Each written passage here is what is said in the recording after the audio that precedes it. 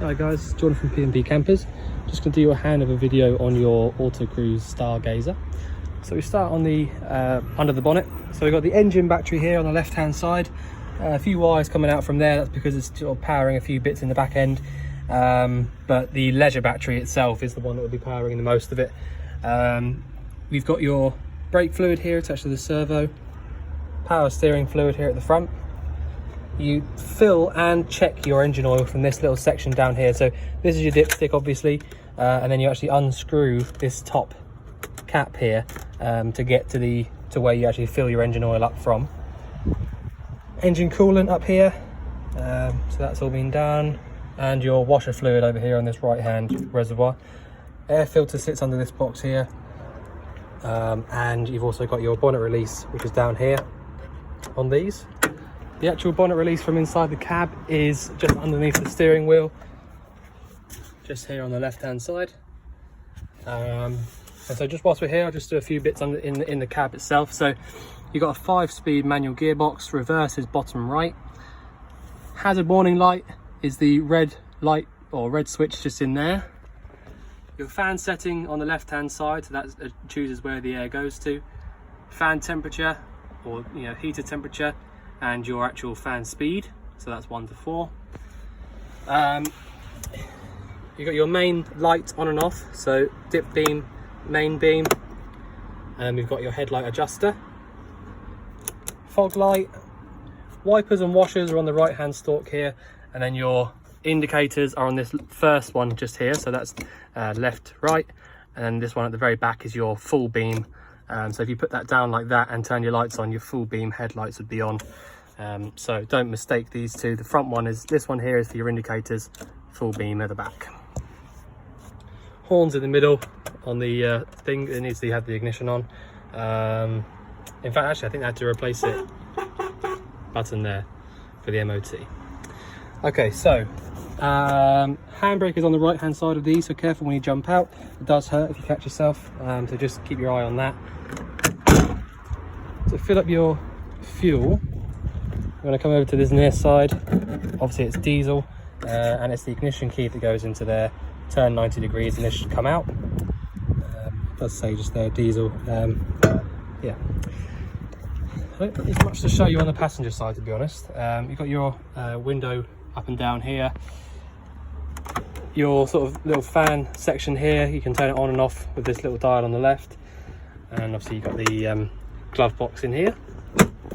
All the paperwork for the van that's not already in the office with the rest of your paperwork is in a brown box in the main wardrobe back there, which I'll just point out to you in a minute. So if I just have a look under here, it's been a couple of weeks since I did your HAB check, so I just wanted to double check underneath. So your waste drain is just here. All right, so basically just drop that out like that and then just turn it from the top there and that'll drain out. You do have to have the waste down like this, otherwise it won't drain out properly. And that just basically clips back up like that. Okay, so say on the near side we've got the gas locker here. So that is, if I remember correctly, your green key. Yeah, so there's a, well, not a green key, but the key that's attached to the green bit of plastic here is for your gas locker. So you've got space in here for 2 of these 6 kilogram propane bottles if you like, but at the moment we just got the 1 in. So you've got a reasonably new propane regulator up there at the top. The date will be here on the top somewhere, or underneath. You've also got a September 2019 hose on here, so you've got till 2024 for that.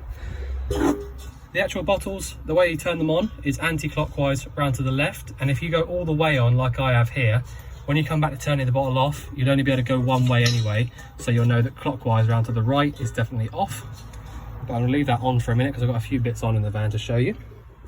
Don't have this on when you're driving, obviously. Make sure you switch them off before you drive.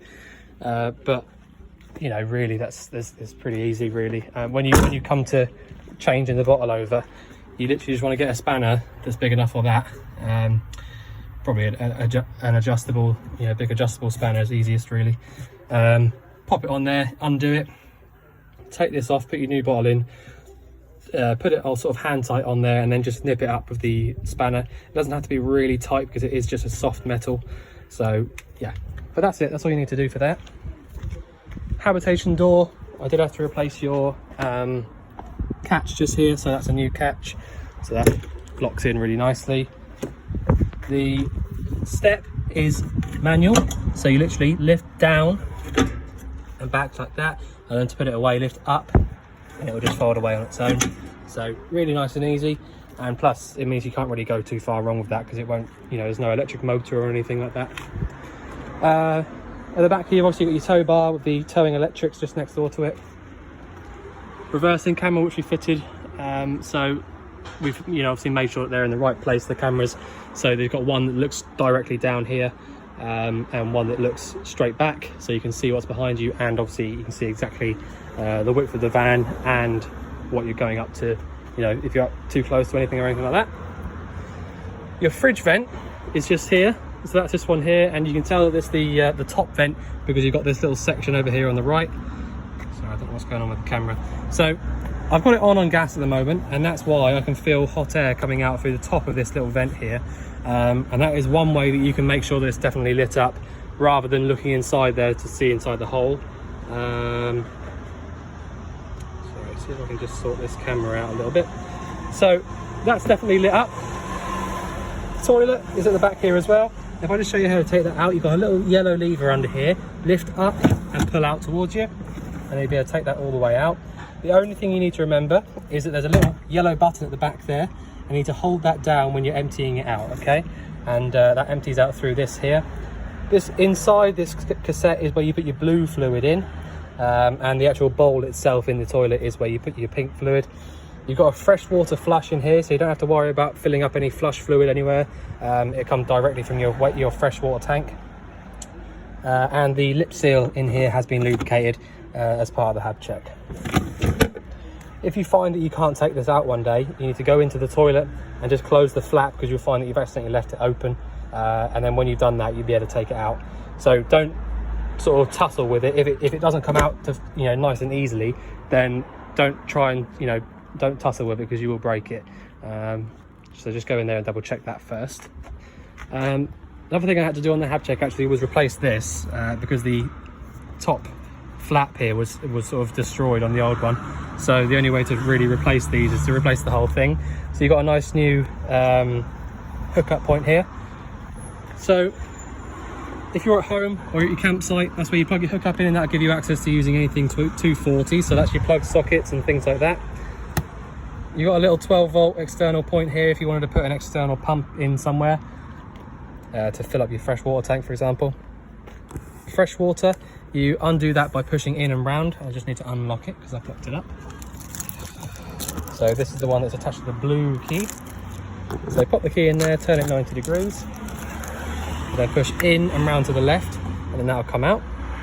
And exactly the same for putting it away, push in and round to the right, and then pop your key back in, turn it 90 degrees, and then it just spins. You can't push it in and do anything then.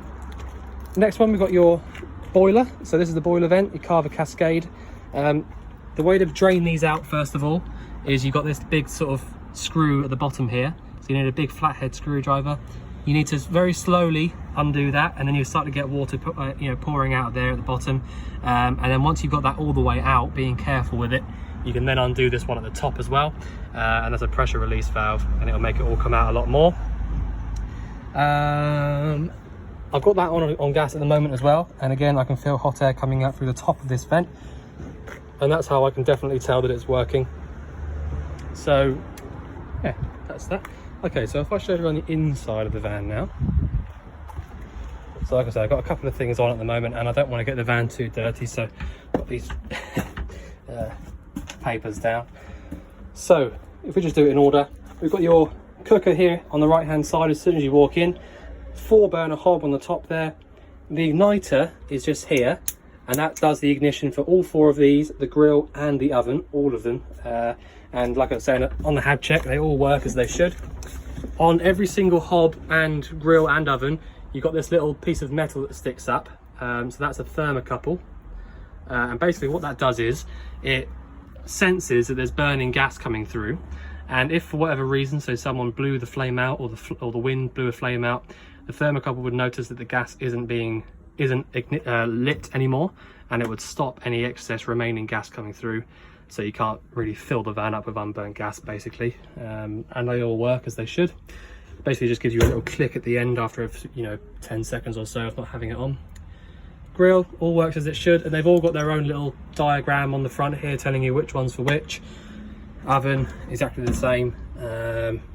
So yeah, the igniter works for all that. You probably can't see it actually. Oh, you can actually. Yeah. What have we got under here? Anything?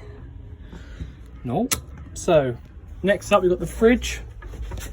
So pretty easy, but I do need to run through the the 3 ways of using this fridge with you. So on the left hand side here we've got 12 volt, so that's your leisure battery, 240, so that's when your hookup's plugged in, and then on this right hand side we've got the gas way of using it, but I'll show you that in a second.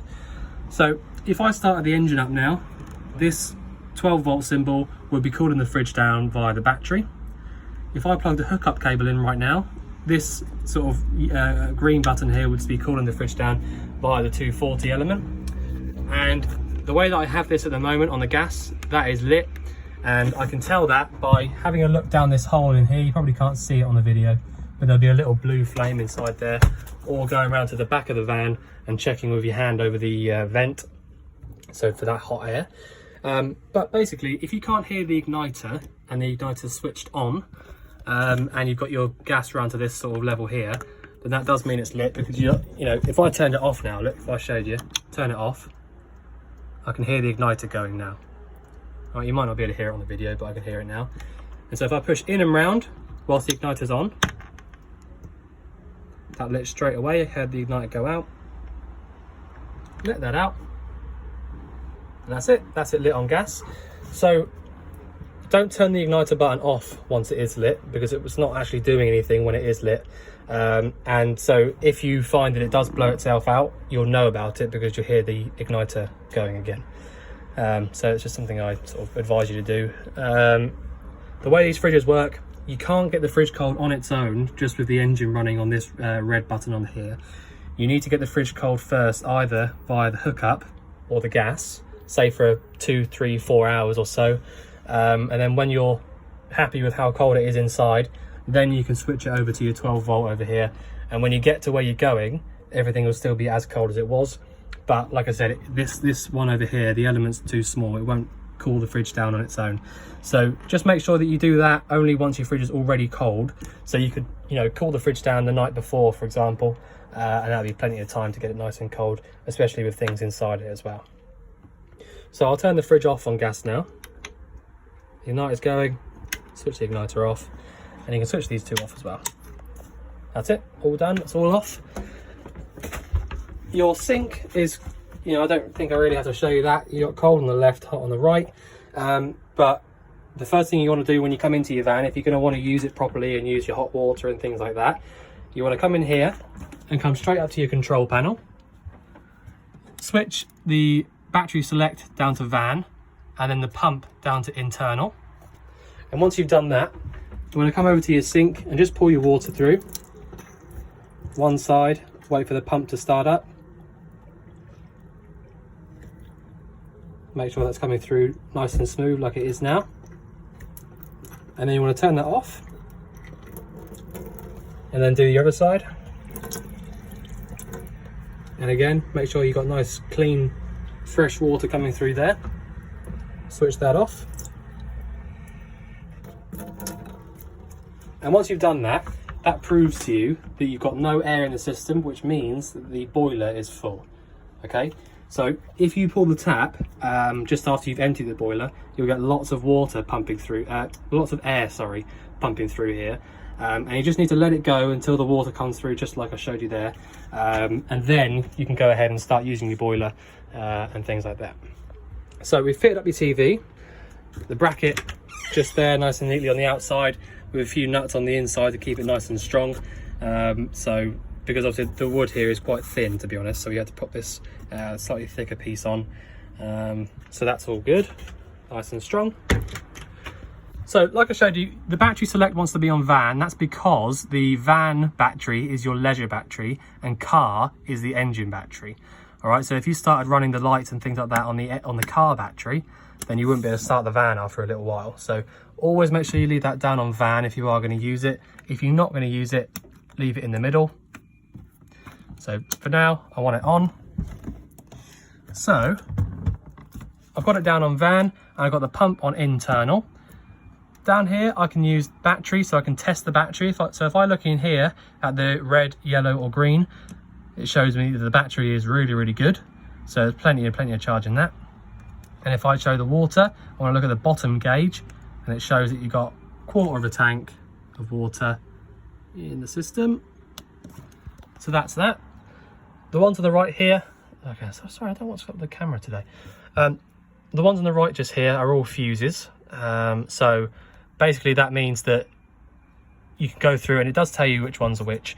You can go through, and if you had any problems with anything in particular, you can sort of diagnose it yourself if you like. Obviously let us know if you get a problem, but you can go through there and check anyway. Okay, so behind the TV we've got your heating and your hot water. So these are both on gas only. So if I want the heating on, I press this button here and you get this light come on. Press it again, that's small flame. Press it again, big flame. Then I can turn this up. This is your fan setting. Turn that up, it will light up, and then pretty much straight away after about 10-15 seconds or so, you should start getting some hot air coming through where are we, these vents here. I'm going to turn that off now because it's a really hot day, so I don't actually want that on at all, but that is how you use it. And then the boiler, pretty much exactly the same because it's the same nice sort of Carver system. Press the on button, green light comes on, and if it doesn't light up, you'll get this bottom light come on, and if your battery's too low to use it, you get the middle light come on. But if that top green light just stays on like it is, that means it's lit up and doing its own job. So these Carver systems are brilliant. They probably take about 15 minutes to get up to a good temperature. So yeah, that's it. Really, really easy. Turn that off, just like that. So your TV is plugged into this 12-volt socket at the bottom here. And as you can see, you've got the little red light on the side there, so it is working. And Kelly did say to me a minute ago that she's already had it all tuned in and working as it should with your new aerial as well. So, you know, just to show you that it's all working properly. So this is your tilt and turn aerial up here, and your booster at the back, which you can see is on now. That will turn itself off when you turn the battery select to off. But yeah, you know, really nice and neat, fitted all that, you know, up for you. So yeah, the reversing camera as well, just in case you didn't know, that'll only come on when you turn the ignition on, and the reason that we do that is because when you do it the other way and have it on constantly, you can sometimes end up finding that your battery will drain itself out and things like that. So we've made sure that it only comes on with the ignition. And that's obviously all working as it should.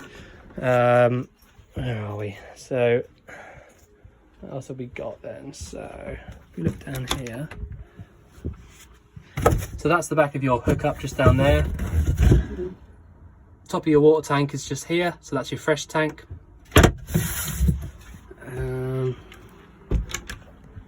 I think what else there is I'm going to show you. Your leisure battery sits underneath one of these seats here, I believe, if I remember rightly. Where are we?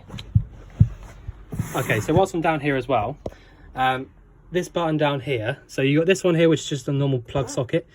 The one next door to that is your water heater, but that's the way you want to use it on mains. So if you had a mains cable plugged into the van and you switch this button down, the water heater would start heating the water up just via the electric only, and not the gas. So that's how you use that. And when you do turn that on, you get this little LED light come on to tell you that it's on. But yeah, these beds just literally pull out by pulling this lever up and then pulling the bed out towards you. So you need two hands really to do that. I can't really. Oh, there you go, just about. Just move this step out of the way. I'll pull that out. freshwater drain is under here, so that's how you drain that out. And then you got your pressure switch for your pump. Little fuse down there. That's it for that. That's it for that side. And then on the other side, we've got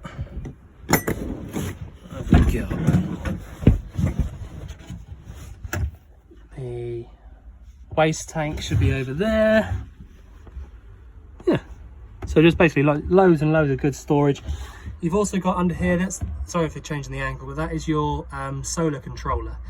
All right, so that's why your leisure battery's got really good charge in it, because your solar panel is giving it a really good charging up because it's a nice sunny day. So you can see on there it's got 14.4 volts, which is brilliant. It's pretty much the highest your battery will go.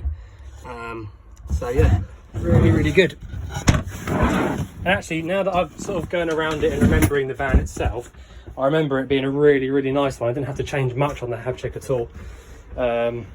So yeah. Okay, so I think that's about all I can show you, if I'm totally honest. If you think I've missed anything out, let us know, and we'll cover anything you need covering. Or in fact, actually, just whilst I'm here, this on the left-hand side here, this is your RCD on the left-hand side and your couple of MCBs. So if you put a dodgy plug into one of the sockets, this one on the left-hand side would be down, showing green up here. And if it's up like that, showing that sort of orangey red, that means it's on and working as it should. But yeah, that's where it would trip inside there. So yeah, like I was saying, if you think we've missed anything out, then let us know and I'll go through anything you need. But otherwise, we look forward to seeing you soon to collect your van. Thanks very much.